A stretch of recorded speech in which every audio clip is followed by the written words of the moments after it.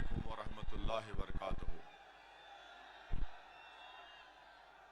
मजलिस इत्तेहादुल मुस्लिमीन के रियासत गुजरात के सदर मोहतरम जनाब साबिर साहब, बीटीपी पार्टी के रुकन असम्बली जनाब महेश भाई वसावा साहब, मेरे मजलिसी रुफ़ा मजलिस इत्तेहादुल मुस्लिमीन के बल्दी इलेक्शन अहमदाबाद के 21 उम्मीदवार, मेरे साथी रुकन पार्लिमान मोहतरम जनाब सैयद इम्तियाज़ जलील साहब, साबिक़ा रुकन असम्बली मोहतरम जनाब वारिस पठान साहब, महाराष्ट्र के मजलिस इत्तेहादुल मुस्लिमीन के साबिक़ा सदर व सीनियर लीडर जनाब सैयद मोइन साहब, मोअज़्ज़िज़ हाज़रीन इकराम, मेरी इज़्ज़तदार माँ और बहनों, मेरे गयूर नौजवान साथियों, मैं सबसे पहले आप तमाम का शुक्रगुजार हूँ कि आप तमाम ने अपना कीमती वक्त निकालकर आज के इस इंतखाबी जलसे में शिरकत की। मोअज़्ज़िज़ हाज़रीन इकराम, मैं आज गुजरात की सरजमीन में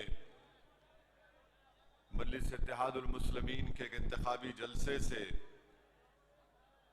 आप तमाम से मुखातिब होने का मुझे एजाज़ हासिल हो रहा है और मैं शुक्रगुजार हूँ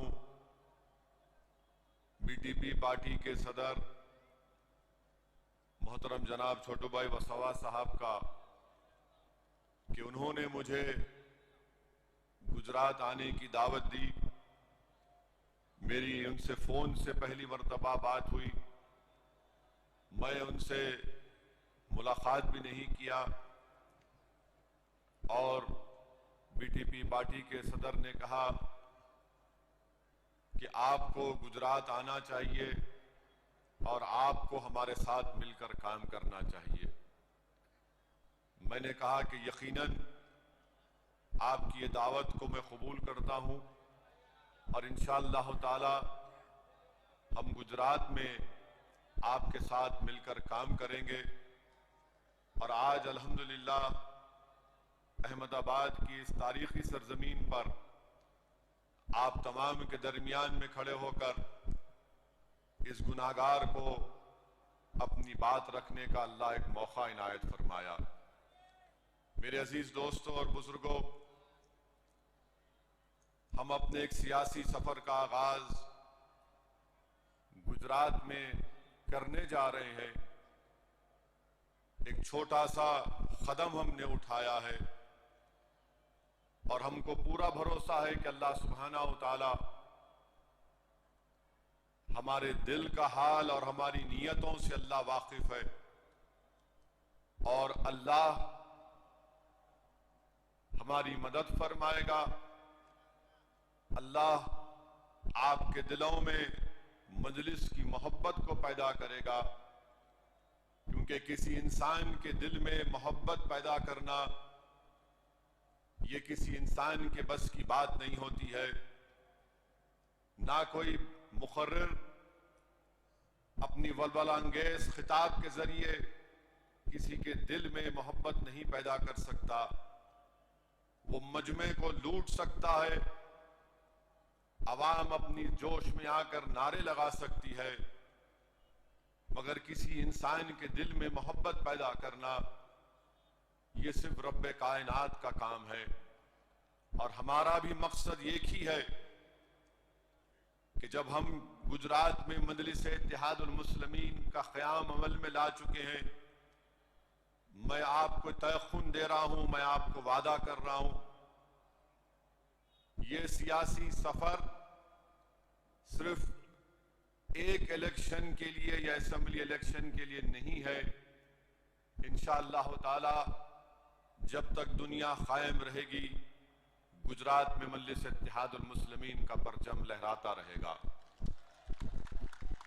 मैं आपसे अपील करना हूं, एक दरमंदाना गुजारिश कर रहा हूं कि आप मेरा मत साथ दीजिए, न साबिर साहब का साथ दीजिए, बल्कि मैं सिर्फ आपसे एक दरमंदाना अपील कर रहा हूं कि आप अपना साथ दीजिए।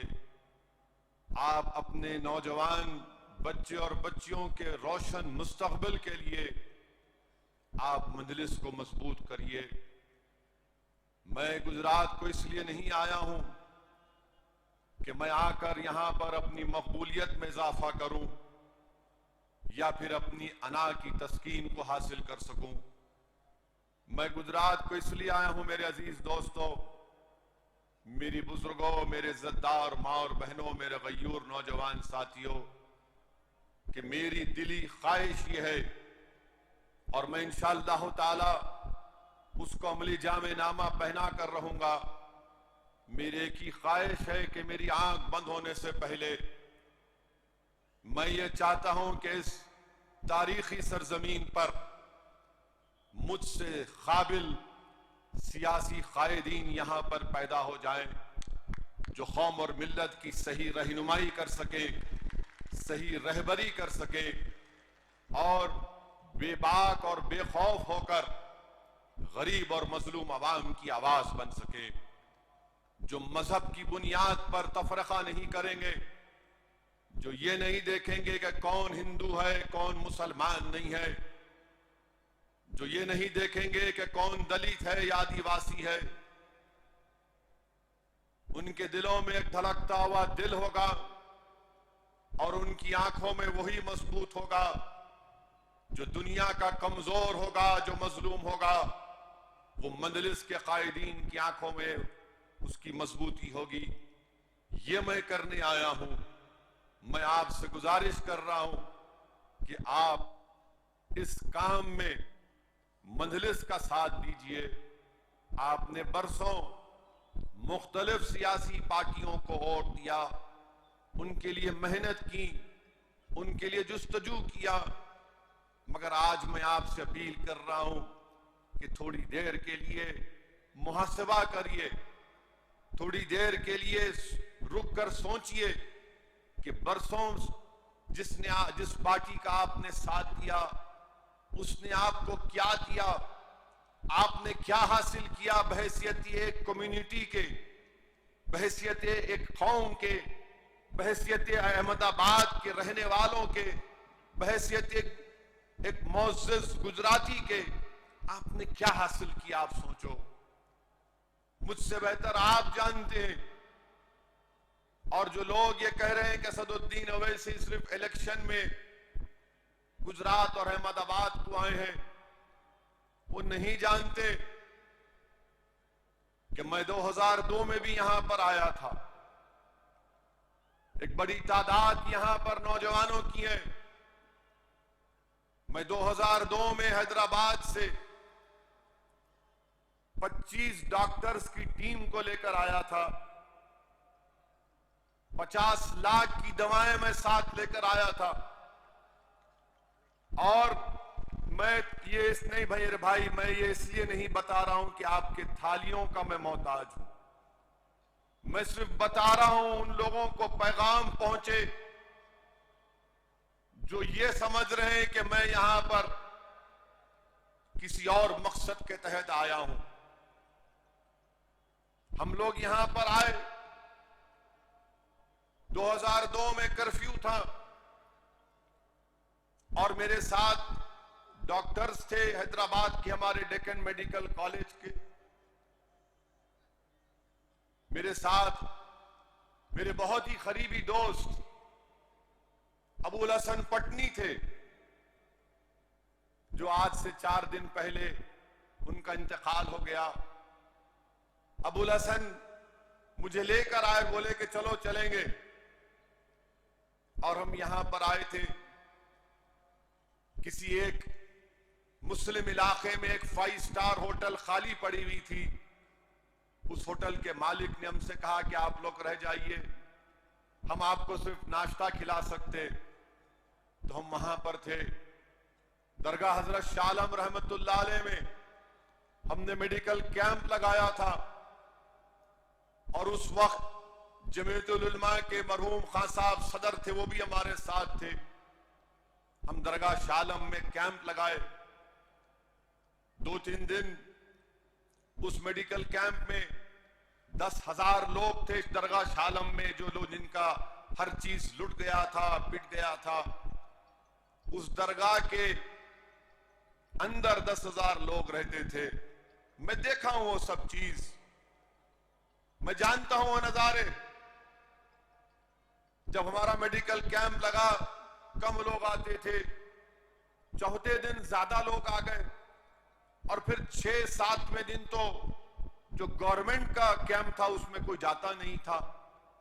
हमने पूछा कि क्यों कम आ रहे हैं, इतने ज्यादा क्यों आ रहे हैं, वहां पर कम क्यों है? तो उस कैंप में रहने वाले गरीब और मजलूम अवाम जिनका सब कुछ लुट गया था, उन्हें कहा कि तुम्हारी दवाओं में असर है और तुम्हारी दवा हम लेते हमको बीमारी हमारी कम हो जाती। हमारे पास हमारा जो फार्मासिस्ट था, मैंने उससे कहा कि माजरा क्या है, हम तो गुनाहगार आदमी हैं, वो अहले दिल की दुआएं हैं, उनकी नजर है कि किसी की मदद हो जाती, हम तो गुनाहगार हैं, हम तो वो नहीं है। तो उस फार्मासिस्ट ने उस वक्त की गुजरात सरकार की जो फार्मेसी थी वहां पर जाकर दवाओं को चेक किया और उसने मुझे खामोशी से बाजू जाकर कहा कि असद साहब, जो दवाएं गुजरात की सरकार दे रही है वो 8 महीने पुरानी एक्सपायरी डेट की है। मैं देखा हूं इन चीजों को।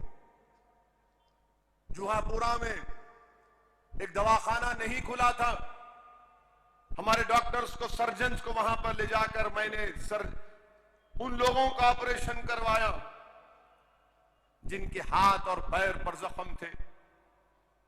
मेरे अजीज दोस्तों और बुजुर्गों, मैं उस वक्त तो ये मकसद से नहीं आया था और आज भी मेरा वो मकसद नहीं है।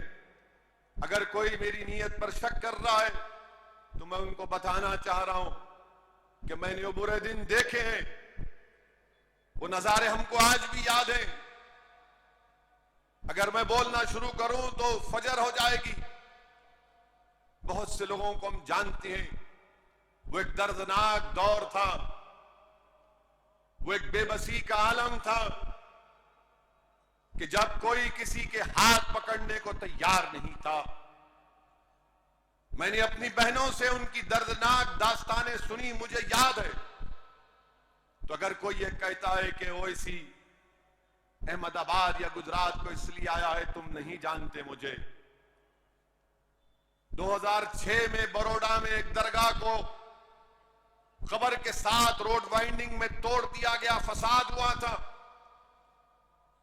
मैं और उस वक्त के समाजवादी पार्टी के एमपी अबू आसिम साहब, हम दोनों यहां पर आए थे।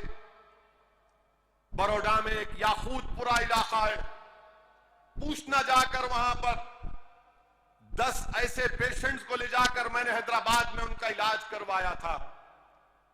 एक का पैर काटना पड़ा जख्मों की वजह से, तो हमने उसको मसनवी पैर लगाकर बड़ौदा भिजाया वापस।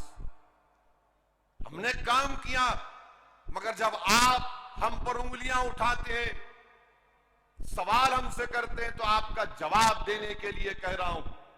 यकीनन हम अकेले नहीं थे, बहुत सी फलाही तंजीमों ने काम किया, अल्लाह उन सबको सलामत रखे। मेरे अजीज दोस्तों और बुजुर्गों, एक बात आपको बताना चाहता हूं। मुझे सियासी तजुर्बा उतना नहीं है, मगर जितना भी है उस बुनियाद पर आपसे कह रहा हूं कि अल्लाह ने मुझे मौका दिया, हमारे वतन अजीज के मुख्तलिफ रियासतों में, मुख्तलिफ शहर और गांव में जाने का मौका मिला। और मैं ये बात बड़ी जिम्मेदारी के साथ कह रहा हूं, मैं पैगाम दे रहा हूं अहमदाबाद के मुसलमानों को, अहमदाबाद के, गुजरात के अहमदाबाद के आदिवासियों को, दलित भाइयों को, बहनों को, जो कमजोर और मजलूम अवाम है, आपको पैगाम दे रहा हूं, याद रखो, जब तक आपके पास आपकी एक सियासी ताकत नहीं होगी जो कांग्रेस और बीजेपी से आजाद, जिनकी जबानों पर ना नरेंद्र मोदी का खौफ ना कांग्रेस का खौफ, वही सियासी क़ियादत, वही सियासी नुमाइंदे आपके मसाइल को हल कर सकते हैं।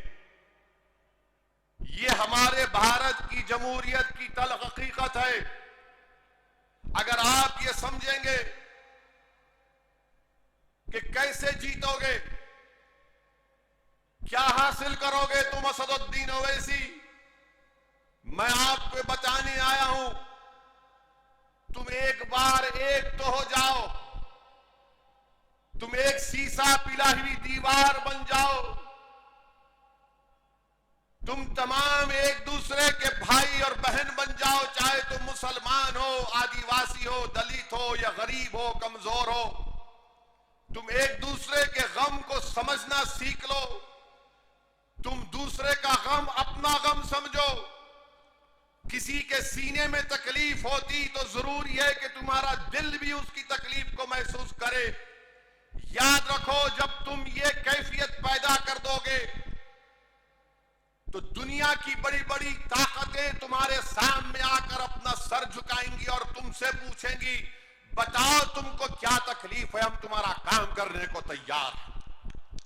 ये काम आप उसी वक्त करेंगे जब इस आने वाले बल्दिया के चुनाव में 21 मंजलिस के जो उम्मीदवार हैं, आप अपना एक एक वोट देकर पतंग के निशान पर बटन या स्टैंप मारकर उनको कामयाब करेंगे।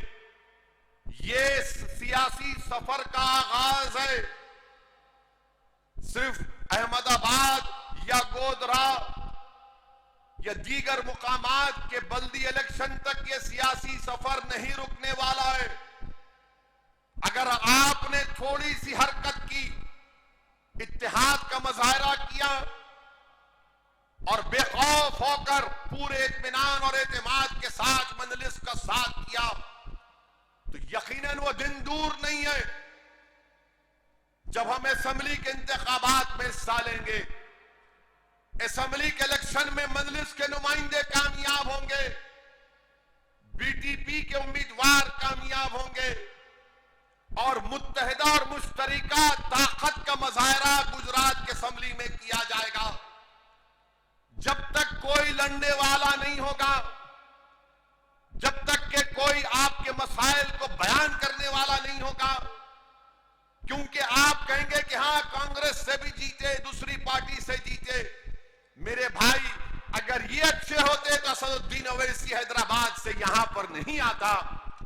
ये खराब है, ये डरते हैं मोदी से, ये डरते हैं आरएसएस से, इसलिए डरते हैं कि इनको खुदा पर एतमाद नहीं है, इनको अपनी जिंदगियों से मोहब्बत है। ये मौत से डरते हैं, वहन पैदा हो चुका है इनके दिलों में। मजलिस का एक एक रुकन सिर्फ अल्लाह से डरता है और कोई इंसान से हम नहीं डरने वाले। चाहे कोई भी हो, वक्त का वजीर आजम अगर नरेंद्र मोदी भी हो तो वजारत उज़्मा के ओहदे की इज्जत करते हैं, मगर नरेंद्र मोदी की शख्सियत से खौफ नहीं खाते, ना कभी खाएंगे इंशाअल्लाह ताला।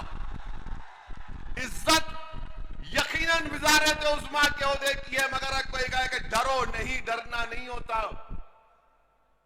अगर कोई कहेगा सर झुकाओ, नहीं हो सकता।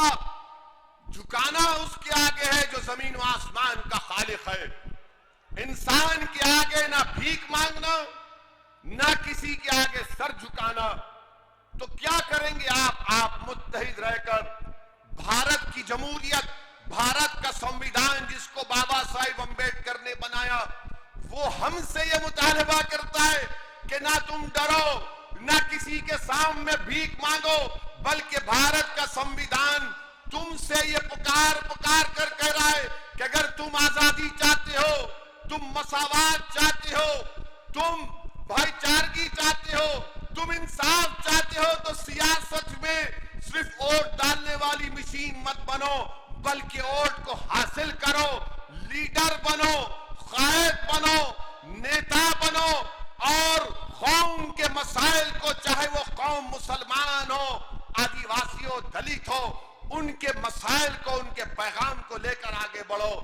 ये पैगाम मजलिस इत्तेहादुल मुस्लिमीन आपको देने आई है और मुझे यकीन है कि इंशाअल्लाह ताला आप इस पैगाम को, मेरी इस बात को समझेंगे।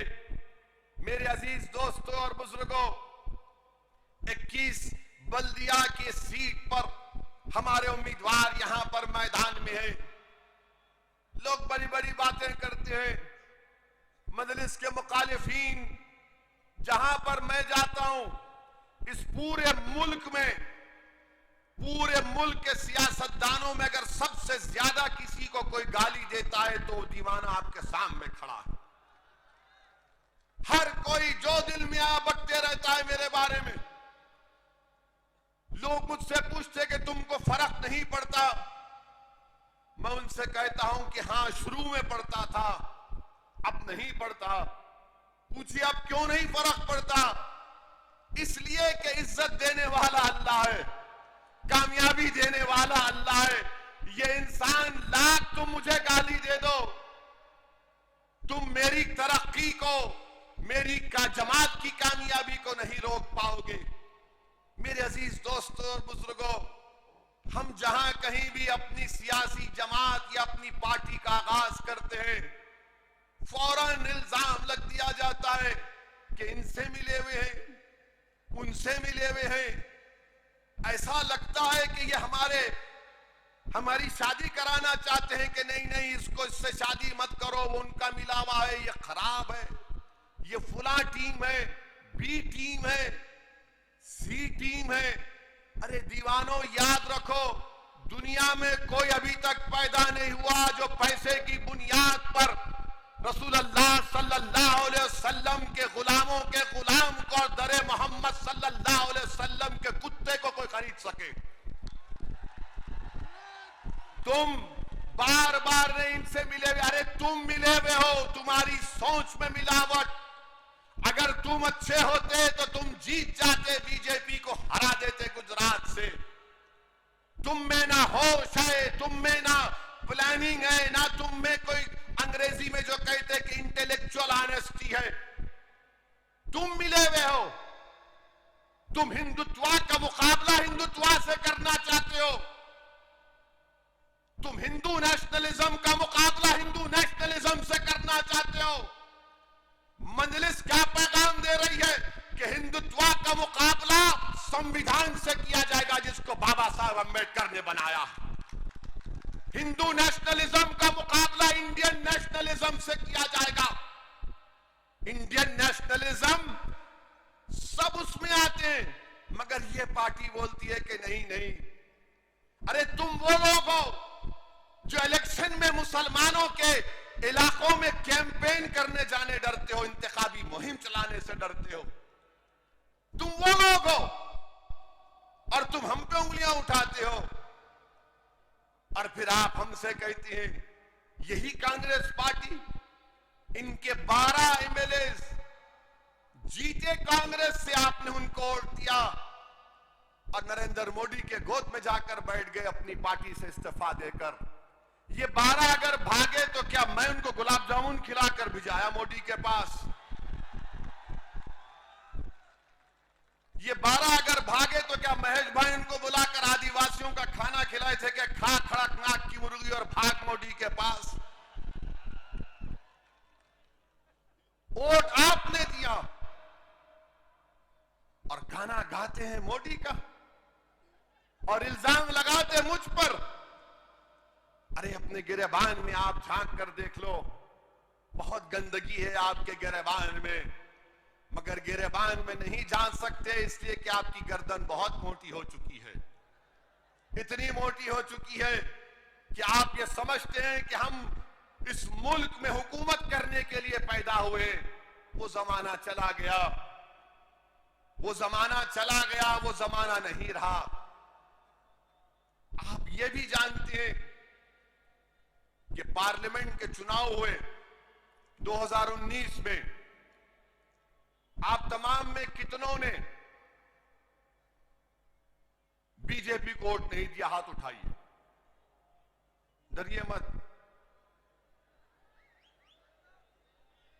आप दिए, उठाओ।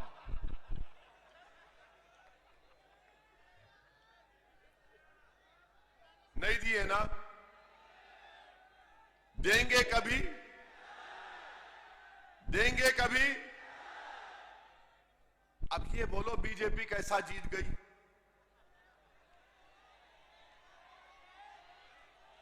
कैसा जीती बीजेपी?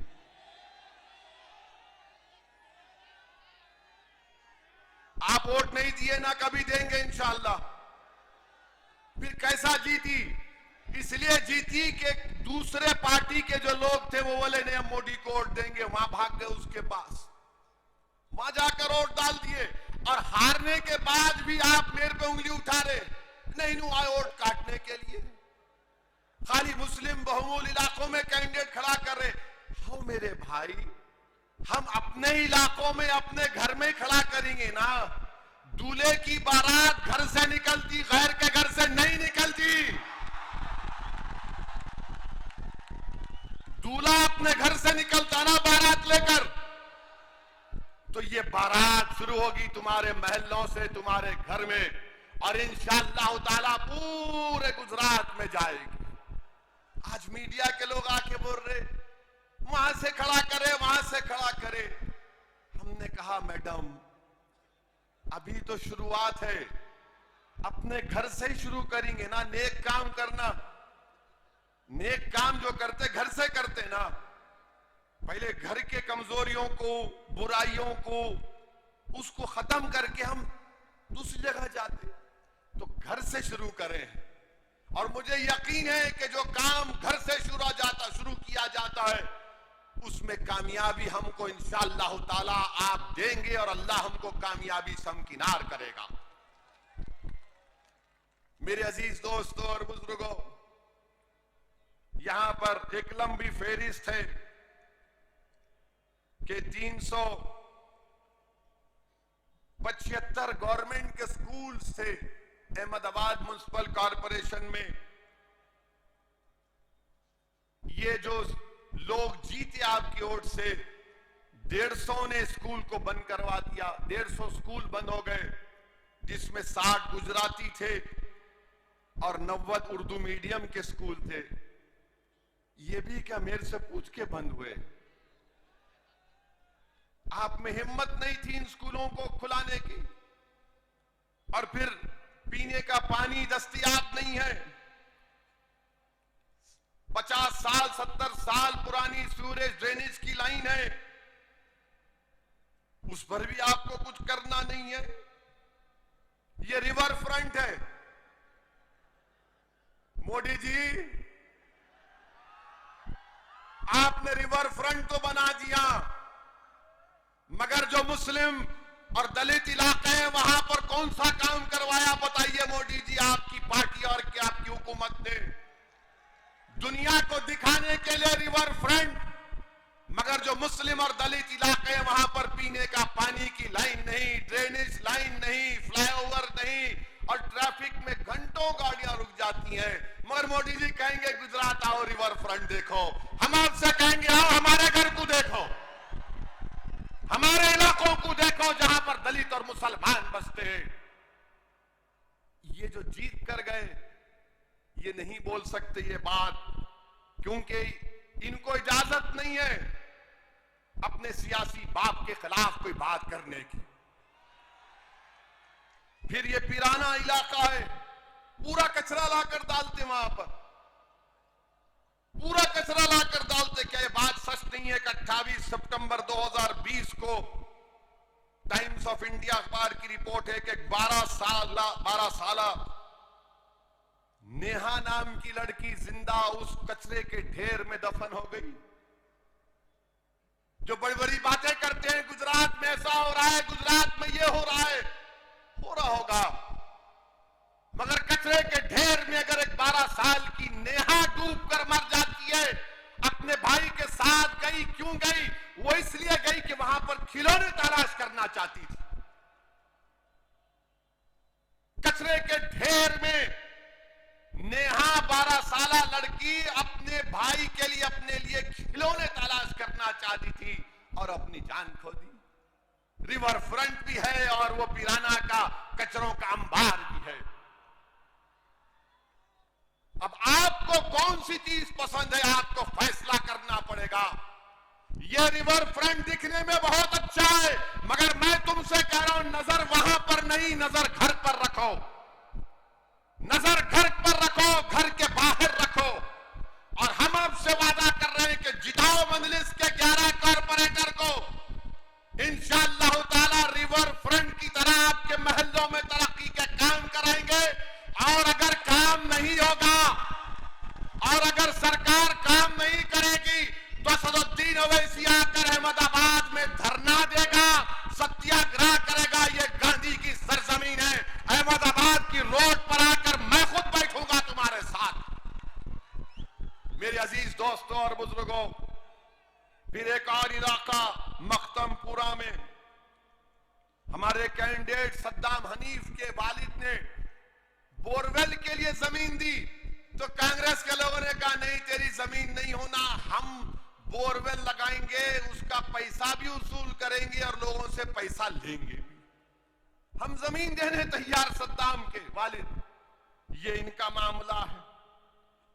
200 दुकानों को डिमोलिश कर दिया गया, कोई वहां पर नहीं गया। ये आपको समझना है इन चीजों को।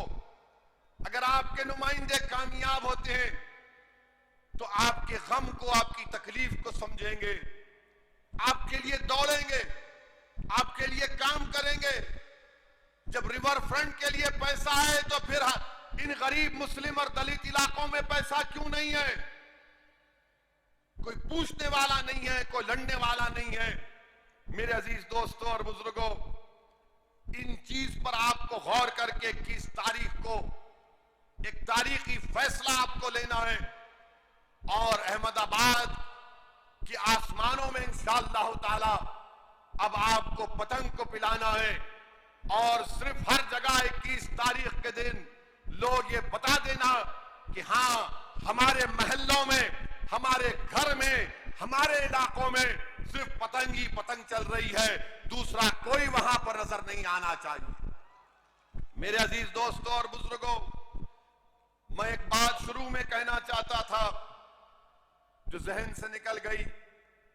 मैं अल्लाह से दुआ करता हूं कि उत्तराखंड में जो सैलाब आया है धौली गंगा नदी में, जिससे कई लोग अभी भी फंसे हुए हैं, हम अल्लाह से दुआ करते हैं कि उत्तराखंड में अल्लाह उन तमाम लोग जो उस सैलाब में फंसे, अल्लाह उन तमाम को राहत दे, अल्लाह उनकी जानों को बचाए।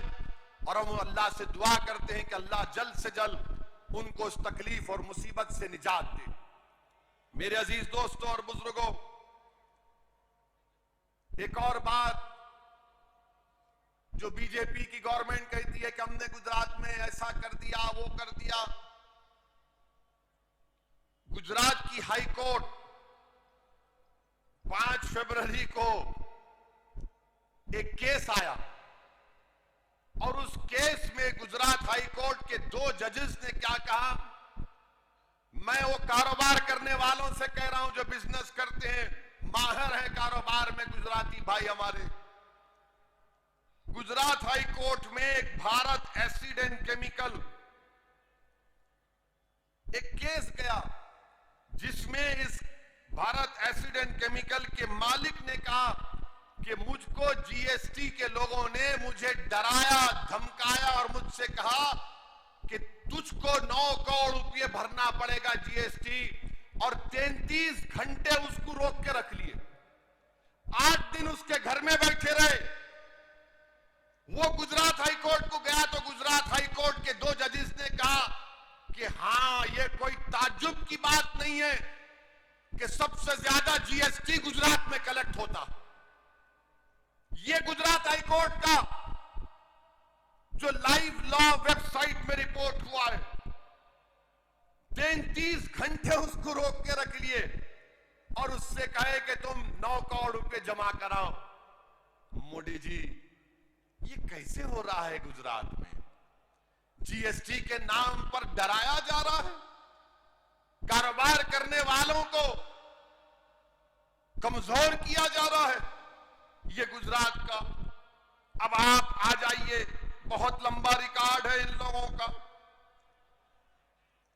एक और रिकॉर्ड है माशाअल्लाह, आपको जानकर गम होगा कि जो बच्चों में एनीमिक होते हैं, जिसमें खून की कमी होती है, जो 6 महीने से 5 साल के बच्चे गुजरात में, 6 महीने से 5 साल, खुद मोदी हुकूमत की रिपोर्ट अब भी आई, नेशनल फैमिली हेल्थ सर्वे 5 ये कहती है कि 80% गुजरात में 6 महीने से 5 साल के बच्चों में खून की कमी, एनीमिक।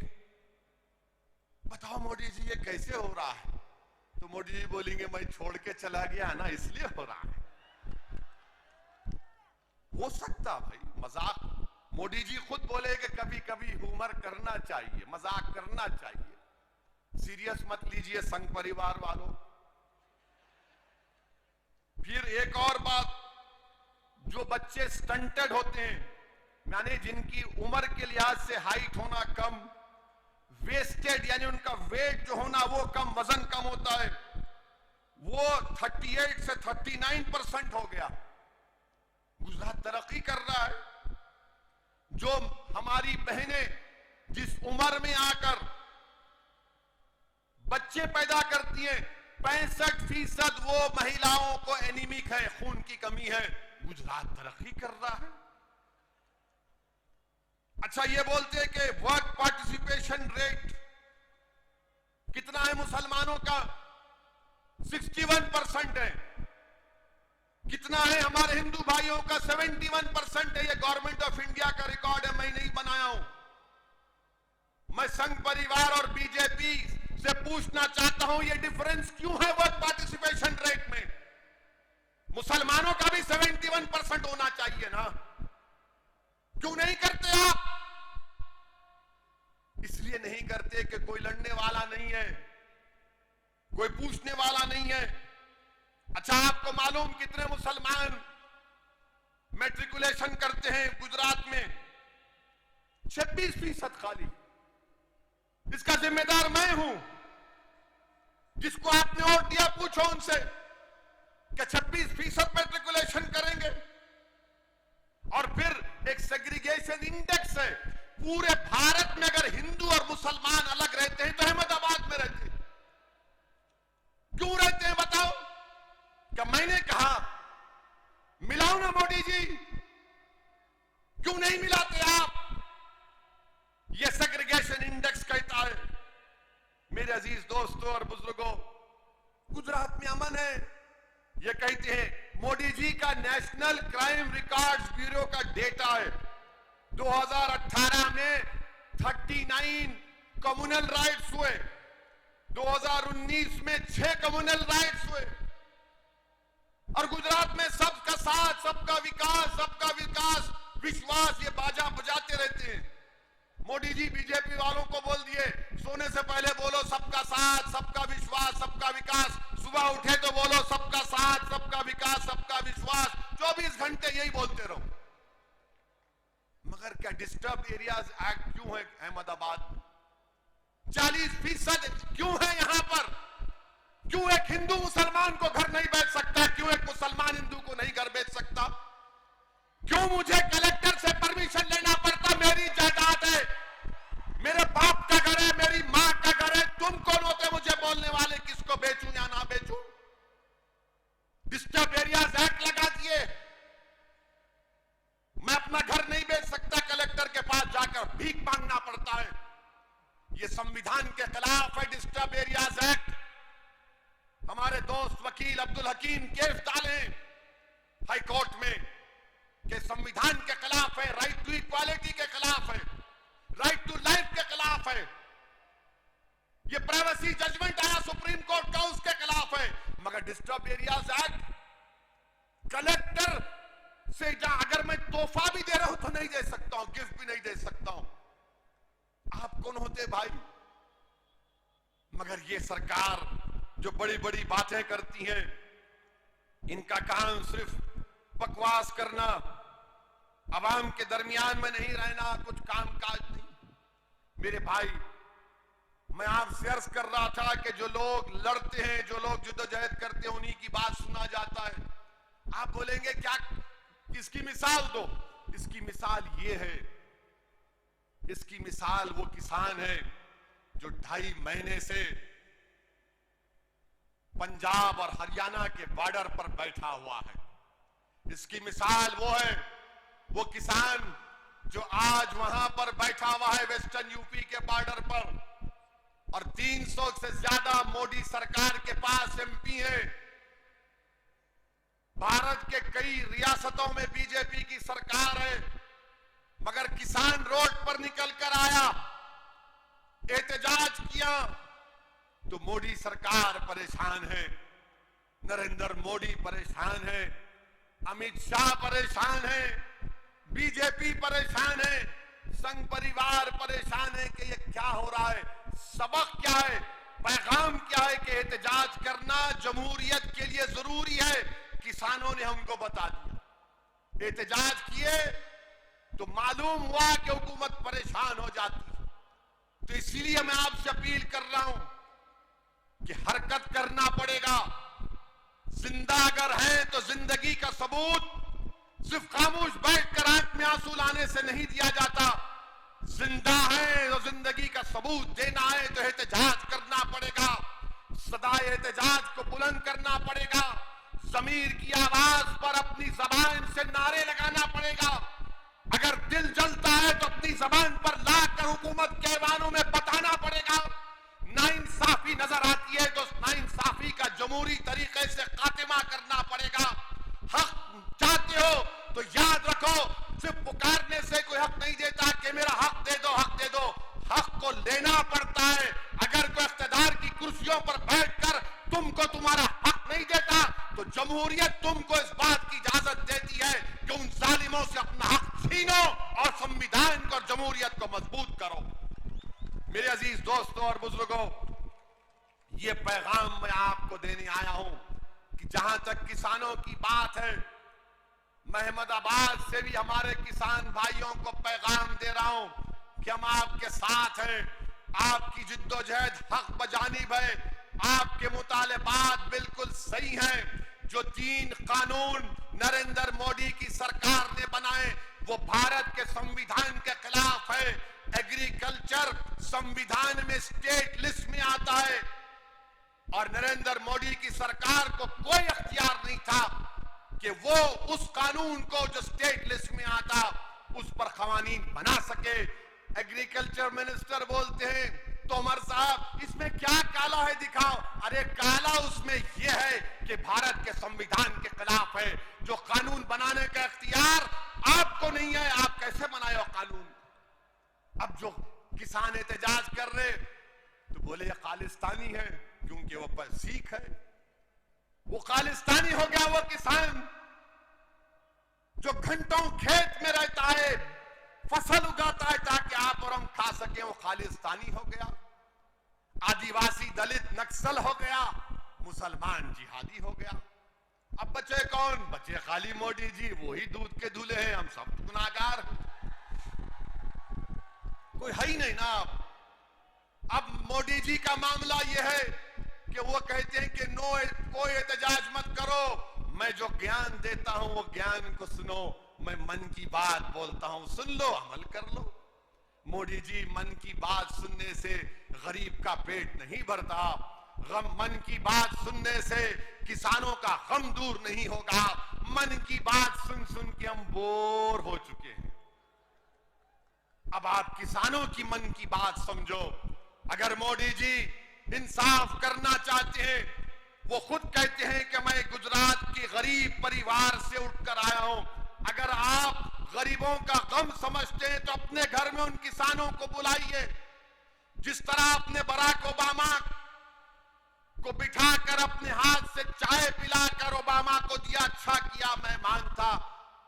जब आप मेहमान को बुलाकर चाय पिला सकते हैं, अरे ये तो भारत के किसान है ना मोदी जी, आप उनको बुलाइए अपने घर में, एक 10-12 को बुलाइए, चाय पिलाइए, उनको गले से लगाइए और सिर्फ इतना कहिए कि हम तुम्हारे गम को समझते हैं, अब तुम्हारे आंख में आंसू नहीं आएगा।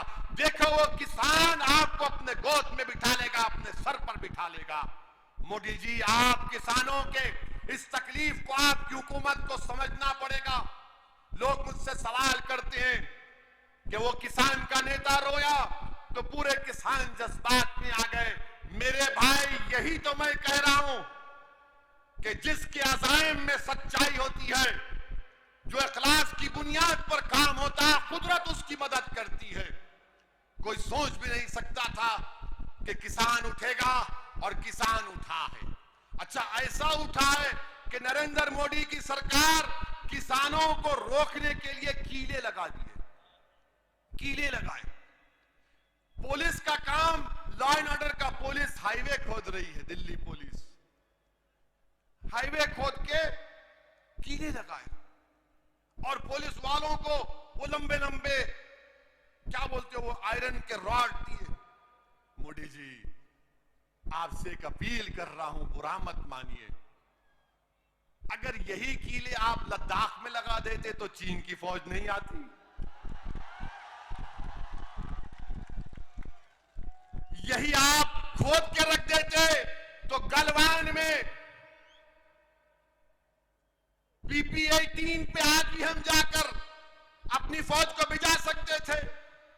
मोदी जी, वहां पर कीले नहीं लगाए आपने। क्यों नहीं किया आपने? लद्दाख में 18 भारत के सेना के लोग शहीद हो गए।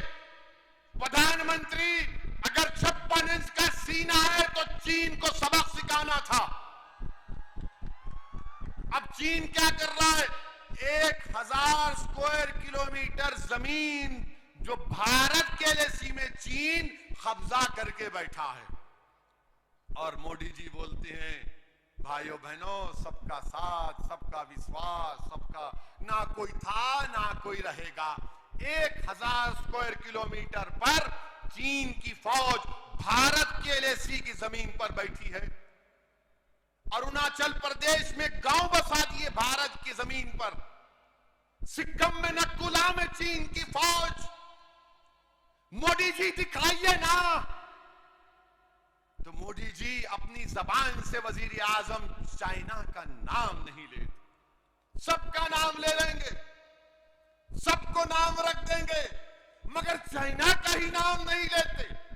अब मैं वजीर आजम से कह रहा हूं कि मैं अहमदाबाद से इस रिवर फ्रंट के सामने खड़े होकर, जिस मुल्क का नाम हमारा वजीर आजम लेने से डरता है, हम कह रहे हैं कि चीन चाइना की PLA भारत की 1000 स्क्वायर किलोमीटर पर कब्जा करके बैठी हुई है। प्रधानमंत्री, अपनी जबान से चाइना का नाम लो। क्यों नहीं लेते चाइना का नाम आप? कोई पूछेगा 1000 स्क्वायर किलोमीटर कहां से आया? हिंदू अखबार लिखा। मेरा अखबार नहीं है, मेरे ससुरे का नहीं है। और वैसे भी एक ही शादी कर रहा हूं, वो गलतफहमी मत रही है। और अल्हम्दुलिल्लाह घर में है हमारी बेगम, है, साथ रहते हम। समझे ना? समझ गए ना? अक्लमंद को इशारा काफी। कितना हंस रहे देखो चीचा। अंकल, बेगम का नाम लिए तो हाँ, रात हो रही ना, याद आते, हमको भी याद आते। घर जाना है ना। आप बताइए, चीन का नाम ही नहीं लेते। और बीजेपी के लोग, हम वो कर देंगे, वो बर्दाश्त नहीं करेंगे, ये कर देंगे, फुला कर देंगे। अरे तुम कुछ भी नहीं कर रहे ना, कुछ तो करो प्यारे। खाली टीवी चैनल पर आकर बैठकर दे लंबा लंबा छोड़ते, ओ लंबा लंबा।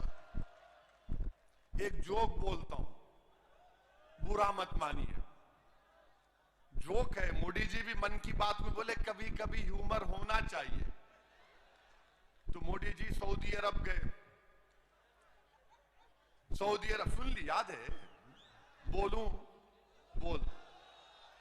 तोप को देखे, रियाद में पुरानी तोप रियाद में थी। हमारे वजीर आजम हर चीज को बड़ा गहराई से देखते।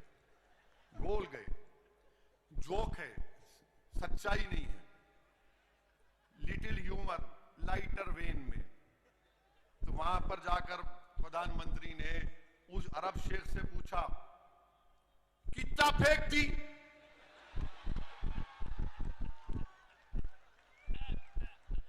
तो अरब शेख बोला वल्लाही तुमसे कम फेंकती। जोक है, ह्यूमर है। मेरे को मालूम मीडिया के लोग बड़े नाराज हो रहे हैं, कैसा बोले। अरे भाई बोले, आप भी एंजॉय करो, वरना हमारे मीडिया के लोग कल सुबह 9 बजे से ओवैसी का भड़काऊ भाषण हुआ था अहमदाबाद में, देश के प्रधानमंत्री को बोला है, ऐसा बोलते जैसा कि इनके पप्पा को बोले। प्राइम मिनिस्टर है, मेरा भी प्राइम मिनिस्टर है, मेरा भी हक बनता है क्रिटिसाइज करने का। हम प्रधानमंत्री है तो खुदा नहीं है, हम क्रिटिसाइज भी करेंगे, सवाल भी पूछेंगे, मगर मीडिया के लोग कैसा बोले। वो अंग्रेजी में कहावत है ना, more loyal than the king. इनको बड़ी तकलीफ हो जाती मीडिया वालों। अब मार्च के बाद अपनी नौकरी की फिक्र करो, तुम्हारी नौकरियां जाने वाली हैं, अल्लाह तुमको बचाए। मार्च के बाद ये सब जाने वाले हैं, फौज की नौकरियां जाने वाली, अभी जा रही है। ये मीडिया के लोग जानते, देखो मुंडियां हिला रही, यूं कर रहे, बोल नहीं सकते ना, खाली ऐसा कहे तो समझ जाना हम आपके साथ है। मार्च के बाद पूरी जाने वाली नौकरियां, नौकरियां नहीं रहे, बाहर बहुत बुरा हाल है। मोदी जी से आप पूछो देश की इकोनॉमी क्या हो रही मोदी जी, तो एक कार्टून है अखबार का, मैं नहीं कराया हूं, वो कार्टून में मोदी जी का कार्टून है, फोटो है। लोगों ने सवाल किया क्या हो रहा है देश में, तो मोदी जी ने कहा मित्रों जीडीपी दौड़ रहा है। तो जीडीपी क्या है, गैस की कीमत बढ़ गई, डीजल की कीमत बढ़ गई, पेट्रोल की बढ़ गई। मोदी जी कह रहे देखो जीडीपी दौड़ रहा है। अब ये तकलीफ किसी को नहीं हो रही, पेट्रोल की कीमत बढ़ते जा रही है, डीजल की कीमत बढ़ते जा रही है, और भी बढ़ गया। बजट आया तो रुकने का नाम ही नहीं है। मगर जो मोदी जी के भक्त हैं, नहीं नहीं क्या होता, हमारी गाड़ी में पेट्रोल नहीं, हमारी गाड़ी में हवा से चलती। मगर गरीब की गाड़ी तो हवा से नहीं चलती, गरीब की मोटरसाइकिल हवा से नहीं चलती, गरीब की गाड़ी मोदी की मोहब्बत से नहीं चलती, गरीब की गाड़ी पेट्रोल और डीजल से चलती। जिसको कारोबार करना है वो तो बर्बाद हो रहा है। लॉकडाउन लगाया आपने, अनकॉन्स्टिट्यूशनल लॉकडाउन। लॉकडाउन के लिए मोदी जी ने कहा रात में 8 बजे आए, मैं बोला गया काम। अब लोगों को हैबत होती, रात में 8 बजे वजीर आजम आए तो अब क्या करने वाले हैं भाई। बोले भाइयों बहनों लॉकडाउन, कितने घंटे का टाइम दिए, 4 घंटे। 4 घंटे में लॉकडाउन हो गया। और लॉकडाउन लिफ्ट करने के लिए मोदी सरकार देती है आपको 8 दिन का टाइम। लॉकडाउन लगा, गरीब पिट गया, बर्बाद हो गया गरीब, नौकरियां चले गई, कारोबार बर्बाद हो गया, भूखमरी के शिकार हो गए लोग। आपको मालूम इनफॉर्मल सेक्टर में भारत में 10 करोड़ नौकरियां चले गई, करीब 25-30 लाख फॉर्मल सेक्टर की तनख्वाहें लोगों की कम हो गई। मगर कोई बोलता ही नहीं है ना। क्यों नहीं बोलते तुम, ये बात बताओ हमको। हम क्यों बोले, तुम क्यों नहीं बोलते, तुम्हारी जबानें क्यों रुकी हुई हैं बताओ। और पूरे मुल्क में कोरोना चल रहा, लॉकडाउन आपने गलत किया। जनवरी के आखिरी हफ्ते में पहला कोरोना का पेशेंट केरला में आया, इटली से आए थे। जब पूरा कोरोना बढ़ गया तो देखे किसको बलि का बकरा बनाओ, तबलीगी जमात को बना दिया। क्या कहा, ये तबलीगी जमात के लोग कोरोना जिहाद कर रहे। माशाल्लाह मोदी जी, आपके लोगों ने तो कोरोना को भी कलमा पढ़ा दिया, अशहदु अल्ला इलाहा इल्लल्लाह व अशहदु अन्ना मुहम्मद रसूलुल्लाह। माने कोरोना को भी आपने मुसलमान बना दिया। क्या दिमाग है आप लोगों का, माशाल्लाह। अल्लाह नजर बद से बचाए, ये दिमाग और बढ़ता रहे। तबलीगी जमात के लोगों को ले जाकर पकड़ पकड़ कर वहां डाल यहां डाल, और टीवी पर तो माशाअल्लाह रोज टीवी, ये तबलीगी जमात के लोग किए, इन्होंने कोरोना फैलाया, इनकी वजह से कोरोना फैला। और हमारे हिंदू भाइयों को ये बता दिया देखो मुसलमानों की वजह से कोरोना फैल गया। और हमारे हिंदू भाई बेचारे शरीफ हैं, मोदी जी जो बोलते यकीन कर लेते, अरे हो सकता भाई ये चेहरे पे टोपी, सर पे दाढ़ी, कुर्ता पैजामा, तखने के ऊपर पैजामा, हाँ ये करे होंगे, इनको क्या जरूरत थी? अरे बीमारी का कब से मजहब होता है बताओ? जहां जहां मुकदमा डाले कोर्ट ने निकाल कर फेंका, मुंह पे तमाचा मारा उन लोग और कहा कि नहीं तबलीगी जमात या उसके जिम्मेदारान कोरोना फैलाने के जिम्मेदार नहीं है। एक के बाद एक कोर्ट ने कह दिया। जब पूरे मुल्क में तबलीगी जमात पर इल्जाम लगाया जा रहा था तो एक ही दीवाना था जो टीवी पर जाकर कह रहा था कि नहीं बीमारी का कोई मजहब नहीं होता। वो कौन था? वो असदुद्दीन ओवैसी था। कोरोना जिहाद, लव जिहाद, जमीन जिहाद, अब तो कॉमेडी जिहाद भी हो गया। अरे हर चीज को जिहाद से जोड़ते। ये लव और जिहाद कहां से आ गया बाबा? मोहब्बत तो अंधी होती ना। बहुत से लोग किए होंगे, सर से चीखा मार रहे। करना भी चाहिए, बगैर मोहब्बत के कोई इंसान नहीं रहता, याद रखो। अल्लाह हमको जज्बात दिया, मोहब्बत करना जरूरी है, और सबसे पहली मोहब्बत करना है तो रब्बे कायनात से करना है। मोहब्बत करना है तो रहमतुल्लाह आलमीन सल्लल्लाहु अलैहि वसल्लम से मोहब्बत करना है। जब तुम इनसे मोहब्बत करोगे सारी दुनिया तुमसे मोहब्बत करेगी। मगर हम लोग क्या है, उसको देख इसको देख, कब तक प्यारे? बदलो, तब्दीली पैदा करो। मगर ये लोग लव जिहाद, अरे कह का लव जिहाद बाबा? या खाने को खाना नहीं है, नौकरियां नहीं है, मगर आप लव जिहाद, कोरोना जिहाद, क्या कर रहे हैं आप देश में? कितनी नफरत फैलाएंगे मुसलमानों के बारे में? नहीं ये करे, अरे क्या करे बताओ ना तुम? क्या कोई कोरोना से जिहाद करता है? लखनऊ में आंध्र प्रदेश की एक जमात गई जिसमें हमारी एक बहन थी, ले जाकर एक कॉलेज में बंद कर दिए, हामिला थी। वो कह रही है कि देखो मुझे बच्चा हो सकता है, पानी छूट रहा है। आकर धक्का दिए, उसका हमल साकित हो गया। बताओ आप, कई वाकयात है। किसी एक रियासत में एक बच्चा गया, उसको हर पूरे लोग टीवी पर देखकर बोले तू तबलीग का है, तू तबलीग का है। वो बेचारा तंग आकर खुदकुशी कर लिया। आप बताइए देश कहां जा रहा है? कितना आप नफरत फैलाएंगे? मोदी जी, मैं आपसे एक मोटा सवाल कर रहा हूं आपकी सरजमीन में खड़े होकर। चाइना आज इस वक्त चाइना की फौज 2020 में क्यों भारत में घुसी? मोदी जी, कभी आपने सोचा?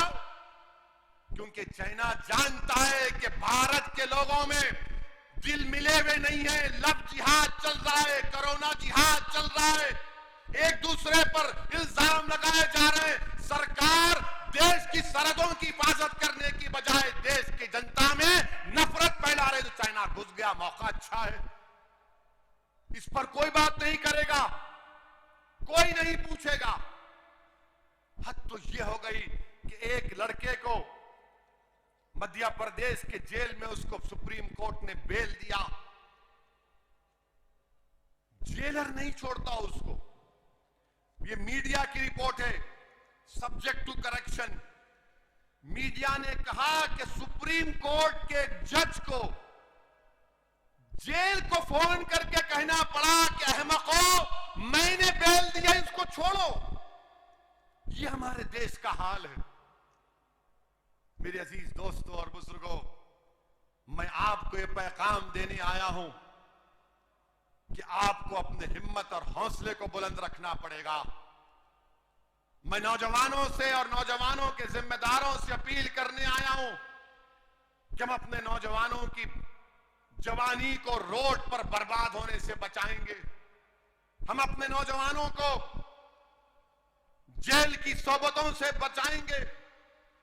ये नहीं हो सकता संघ परिवार वालों कि हमारे बच्चों की जवानी रोड पर बर्बाद हो जाए या जेल में सड़ जाए और आपके बच्चे अमेरिका जाकर अपनी जिंदगी को अच्छा बना ले। अब जवानी को बचाएंगे, उसको एक सही राह पर लेकर जाएंगे, जीने के मकासद समझाएंगे, जिंदगी उसूल पर गुजारने की तरगीब करेंगे। अब ये नहीं हो सकता संघ परिवार के लोगों कि हमारी बच्चियों को तहफ्फुज ना मिले, उनको तालीम ना मिले और किसी और की बच्ची तालीम भी हासिल करे और तहफ्फुज भी मिले। अब हम अपनी बच्चियों को तहफ्फुज भी पहुंचाएंगे, तहफ्फुज भी फराहम करेंगे, उनको तालीम याफ्ता भी बनाएंगे। ये उस वक्त होगा मेरे अजीज दोस्तों और बुजुर्गों जब आप मुत्तहिद रहेंगे, जब आप मुत्तहिद रहेंगे, अपने के कोड को समझकर इस्तेमाल करेंगे और तभी जाकर आपको कामयाबी मिलेगी। मेरे अजीज दोस्तों और बुजुर्गों, लोग पूछेंगे कि अगर साबिर की क़यादत में छोटू भाई वसावा के साथ मिलकर कामयाबी मिल जाती है तो क्या होगा? मेरे भाई, कामयाबी अगर मिलेगी ना तो कभी पार्लियामेंट को देखना हम दोनों को। 540 के ऐवान में दो ही दीवाने बैठते हैं, बाकी के सब अक्लमंद हैं। और जब दोनों में से कोई एक खड़ा होता है तो सबके दिलों की धड़कन बढ़ जाती। क्या बोलेगा ये, देखो क्या बोलेगा ये, क्या बोला। मेरे भाई, वो मिजाज पैदा करना है। जब ट्रिपल तलाक का कानून आया तो किसने दस्तूर आईन के हवाले देकर बताया कि कानून खिलाफ है, दस्तूर के खिलाफ है? अब आपने देख लिया ना, दुनिया ने देख लिया कि मैं जब कह रहा था कि शादी एक सिविल मैटर है, उसमें क्रिमिनल कानून नहीं लगाया जा सकता, तो ये नाम निहाद जो लिबरल किस्म के लोग हैं, अरे आप क्यों जुल्म कर रहे हैं मुस्लिम औरतों पर? अरे मेरे भाई, मेरी बहन, मैंने कहा शादी जो है इस्लाम में कॉन्ट्रैक्ट है, जन्म जन्म का साथ नहीं है, कॉन्ट्रैक्ट है। इसमें क्रिमिनल कानून कैसा लेकर आते आप? मगर अब क्या हुआ, लव जिहाद का कानून बना दिए और ये कानून ही बना दिए कि अगर कोई लव जिहाद के जरिए शादी करता है तो 5 साल 10 साल की सजा उसमें। अब मेरे को आके बोल रहे नहीं हो इसी, आप सही कहे थे। मैंने कहा फायदा क्या है नुकसान पहुंचाने के बाद, आज आप आकर कह रहे हैं। मेरे अजीज दोस्तों और बुजुर्गों, अगर हिम्मत है, हौसला है, CAA का कानून 540 का ऐवान है। किसने नरेंद्र मोदी के 303 MPs के सामने उस CAA कानून को ये कहा कि भारत के संविधान के खिलाफ है, ये मजहब के नाम पर नाइंसाफी करता है, राइट टू इक्वालिटी का वायलेशन है? किसने कहा कि जिस तरह महात्मा गांधी ने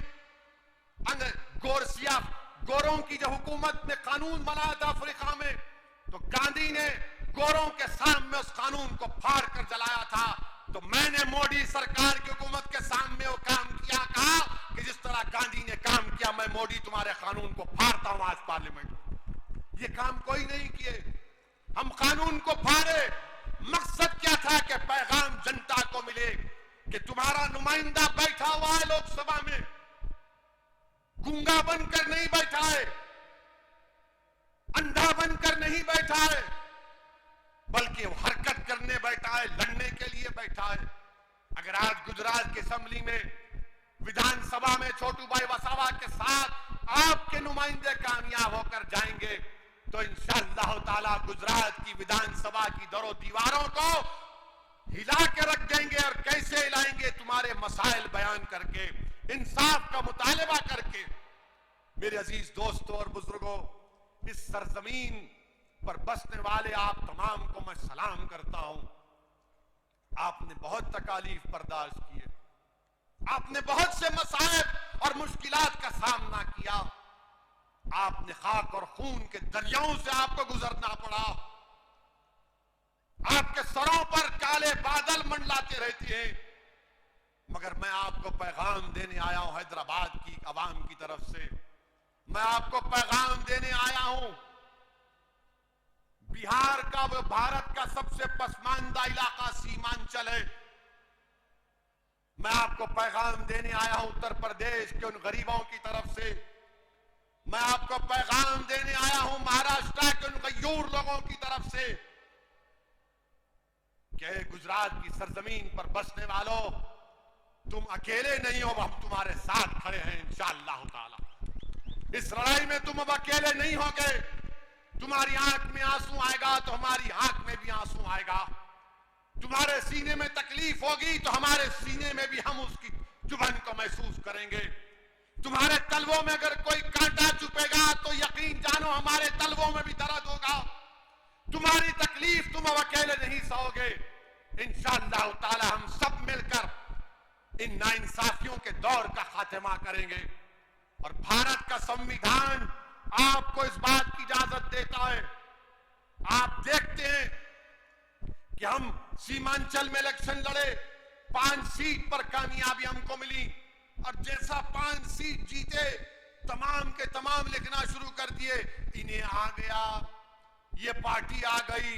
अच्छा, हमको ले जाकर जिना से मिलाते, दूर दूर तक ताल्लुक नहीं है।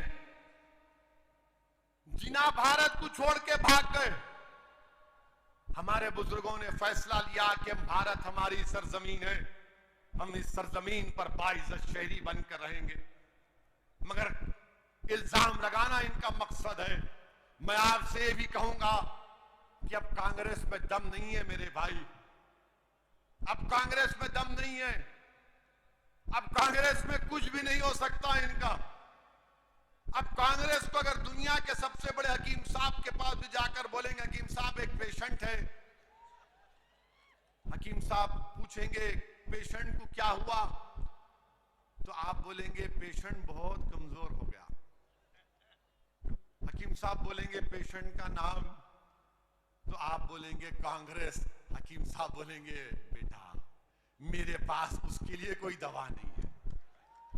आप कांग्रेस को नहीं उठा सकते। आप ये जो वेस्ट बंगाल में, मगरबी बंगाल में कांग्रेस और लेफ्ट फ्रंट मुर्दार हो चुके हैं, खत्म हो चुके हैं। वहां वेस्ट बंगाल के लोग भी कह रहे हैं कि आओ मजलिस को लेकर आओ। हम एक विकल्प देख रहे हैं मजलिस के रूप में, क्योंकि टीएमसी और बीजेपी एक सिक्के के दो रुख हैं। हर जगह पर कांग्रेस खत्म हो चुकी है। राहुल गांधी हार गए अमेठी, कहां जाकर जीते? वायनाड में, जहां पर 35% के करीब अकलियतें हैं। और कांग्रेस पार्टी के गुलाम हम पे कहते हैं कि ओवैसी वोट काटने को आया है। अरे मैं किसी को काटने नहीं आया हूं, कुत्ता काटता है, मैं इंसान हूं। मैं दिलों को मिलाने आया हूं, और इंशाअल्लाह ताला हम दिलों को मिलाकर रहेंगे। मेरी आपसे एक ही गुजारिश है कि साबिर साहब के हाथ को मजबूत करिए, छोटू भाई वसावा के हाथ को मजबूत करिए।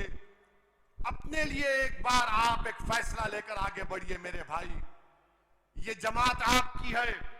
बरसों आपने मुख्तलिफ पार्टी को वोट दिया, आज आपके दरमियान में आपकी पार्टी है जो आपकी तकलीफ को, आपके गम को समझती है, और आपको अपनी पार्टी के लिए खुद आप कैंडिडेट हैं। ये 21 उम्मीदवार नहीं है, आप कैंडिडेट हैं। इसीलिए मैंने कहा कि बारात तुम्हारे घर से निकलेगी, आपके घर से निकलेगी। आपको अपने पूरे अफराद खानदान को लेकर 21 तारीख को जाना है पोलिंग बूथ को, अपना एक एक वोट का इस्तेमाल करना है। और इंशाअल्लाह ताला गुजरात की सरजमीन पर हम एक नई तारीख रकम करेंगे इंशाअल्लाह ताला, और हम यहां पर एक नई तारीख लिखेंगे जो गुजरात को मजबूत करेगा, जो गुजरात में भाईचारगी में इजाफा करेगा, जो अहमदाबाद में टूटे हुए दिलों को मिलाएगा।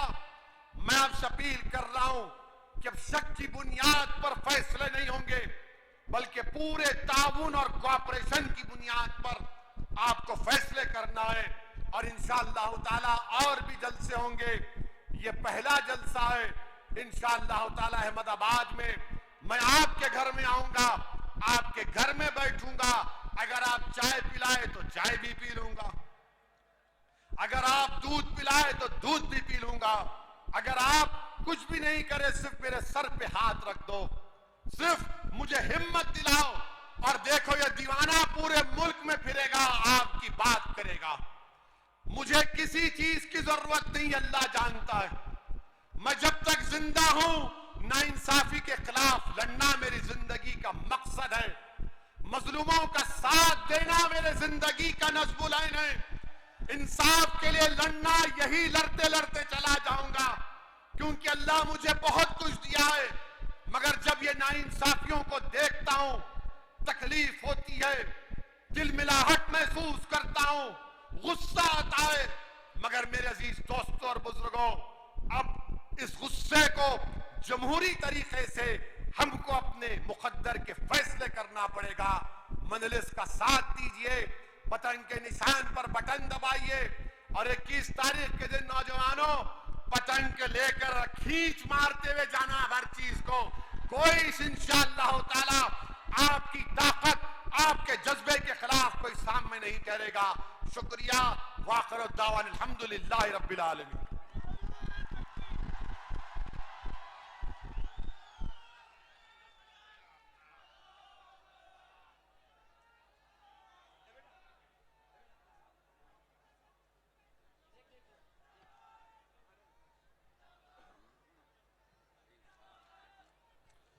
जितने भी कैंडिडेट्स पीछे ठहरे हुए हैं उन सब से गुजारिश है कि वो सामने आ जाए। सिर्फ कैंडिडेट सामने आ जाए, सदर साहब से मुलाकात करना है।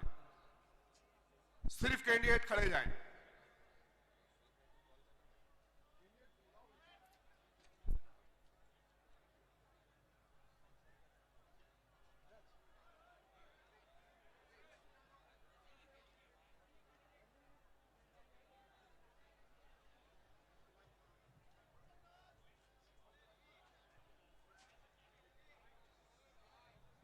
भाई सिर्फ कैंडिडेट ठहरेंगे सदर साहब के साथ, बाकी तमाम लोग हट जाइए प्लीज, प्लीज हट जाइए। सदर मोहतरम के साथ सिर्फ कैंडिडेट ठहरेंगे, सदर साहब के साथ सिर्फ कैंडिडेट ठहरेंगे। आप बाकी लोग हटिए, बाकी तमाम लोग हटिए।